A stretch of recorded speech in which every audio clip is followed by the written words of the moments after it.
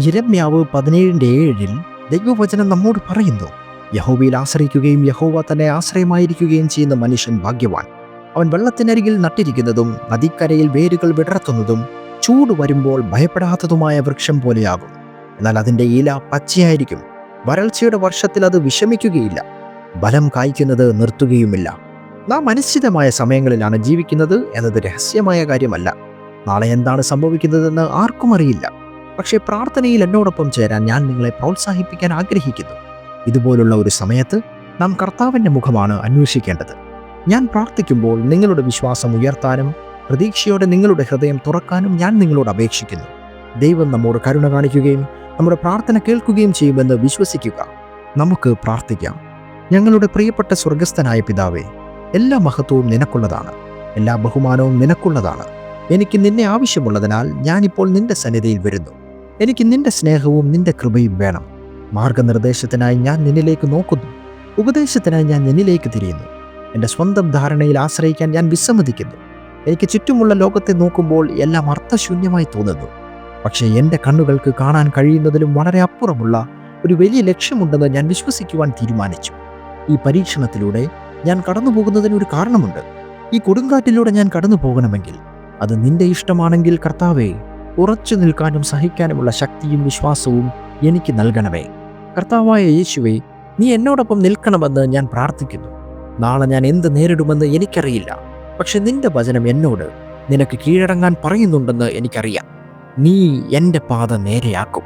ഞാൻ വെള്ളത്തിലൂടെ കടന്നു പോകുമ്പോൾ നീ എന്നോടൊപ്പം ഉണ്ടായിരിക്കുമെന്ന് യെശയ്യാവിലെ നിന്റെ വചനം പറയുന്നു. ഞാൻ നദികളിലൂടെ കടന്നു പോകുമ്പോൾ അവ എൻ്റെ മേൽ ഒഴുകുകയില്ല. ഞാൻ തീയിലൂടെ നടക്കുമ്പോൾ ഞാൻ വെന്തു പോകുകയില്ല. ഈ ജ്വാലകൾ എന്നെ ജ്വലിപ്പിക്കുകയുമില്ല. നിന്റെ വചനത്തിൽ ഞാൻ എൻ്റെ ആത്മവിശ്വാസം സ്ഥാപിക്കുന്നു. നിന്റെ വാഗ്ദാനങ്ങളിൽ ഞാൻ എൻ്റെ പ്രത്യാശയും വിശ്വാസവും സ്ഥാപിക്കുന്നു. എൻ്റെ തലയിലെ രോമങ്ങളുടെ എണ്ണം അറിയുന്ന ദൈവമാണ് നീ.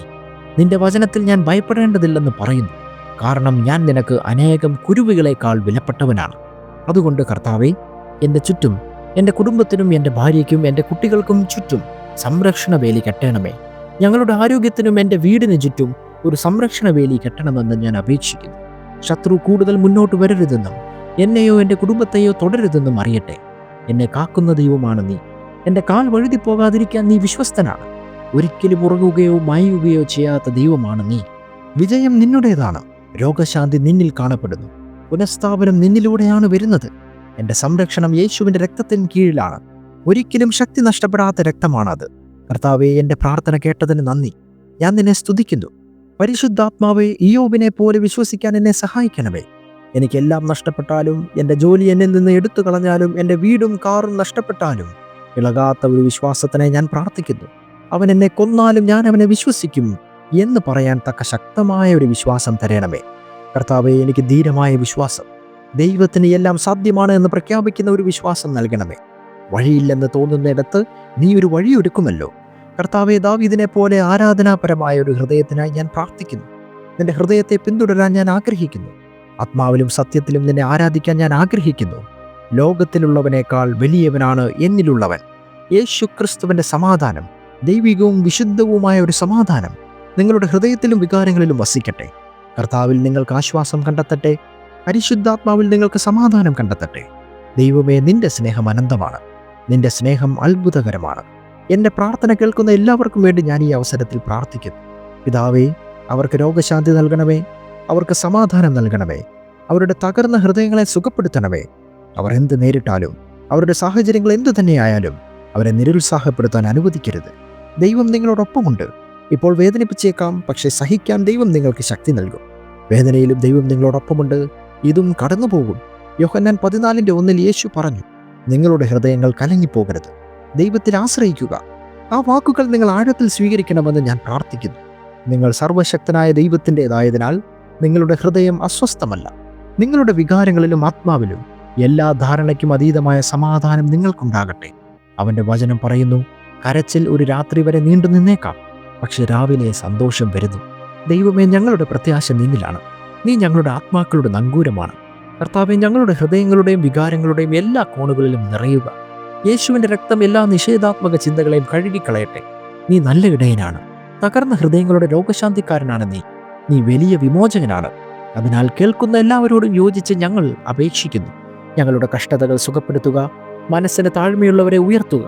നിന്റെ മഹത്തായ നന്മയെയും നിന്റെ സമൃദ്ധമായ കൃപയെയും ഞങ്ങൾ വിളിക്കുന്നു. അത് ഞങ്ങളുടെ ജീവിതത്തിൽ നിറഞ്ഞു കവിയട്ടെ. ക്ഷീണിതർക്ക് ശക്തിയും ദുരിതമനുഭവിക്കുന്നവർക്ക് പ്രത്യാശയും നൽകണമേ. അധ്വാനിക്കുന്നവരും ഭാരം ചുമക്കുന്നവരുമായുള്ളവരെ എൻ്റെ അടുക്കൽ വരുവേ, ഞാൻ നിങ്ങളെ ആശ്വസിപ്പിക്കാമെന്ന് നീ പറയും. അതുകൊണ്ട് പിതാവേ, ഇപ്പോൾ കേൾക്കുന്നവരുടെ മേൽ നിന്റെ ഓരോ വാഗ്ദാനവും ഞാൻ പ്രഖ്യാപിക്കുകയും ചെയ്യുന്നു. കാരണം നിന്റെ നാമത്തിന് മീതെ നിന്റെ വചനത്തെ ബഹുമാനിക്കും എന്ന് നീ പറഞ്ഞിരിക്കുന്നു. നിന്റെ സ്നേഹത്താൽ ഞങ്ങളുടെ ഹൃദയങ്ങളെയും മനസ്സുകളെയും നിറയ്ക്കുക.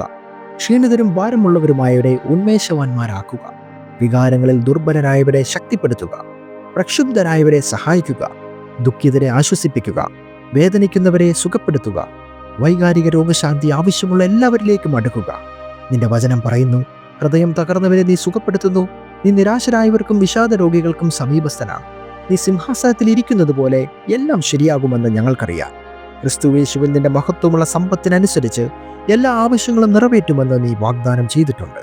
കർത്താവെ, നിന്റെ വചനപ്രകാരം സ്വീകരിക്കാൻ തയ്യാറുള്ള എല്ലാവർക്കും ആവശ്യമായ വൈകാരിക രോഗശാന്തി നൽകണമേ.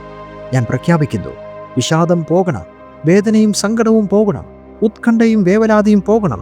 നിന്റെ ആശ്വാസം അവരുടെ ഹൃദയങ്ങളിൽ നിറയട്ടെ എന്നും നിന്റെ അനുഗ്രഹങ്ങൾ അവരുടെ മേൽ വർഷിക്കട്ടെ എന്നും ഞാൻ പ്രാർത്ഥിക്കുന്നു. അവരുടെ ജീവിതത്തിൽ കൊടുങ്കാറ്റ് ആഞ്ഞടിക്കുന്നത് പോലെ തോന്നുന്നവർക്ക് വേണ്ടി ഞാൻ പ്രത്യേകിച്ച് പ്രാർത്ഥിക്കുന്നു. നിന്റെ സാന്നിധ്യം വെള്ളത്തെ ശാന്തമാക്കട്ടെ. സാഹചര്യം എന്തു തന്നെയായാലും നീ എല്ലാ യുഗങ്ങളുടെയും പാറയാണ്, ഞങ്ങളുടെ ശക്തമായ ഗോപുരവും കോട്ടയുമാണ്.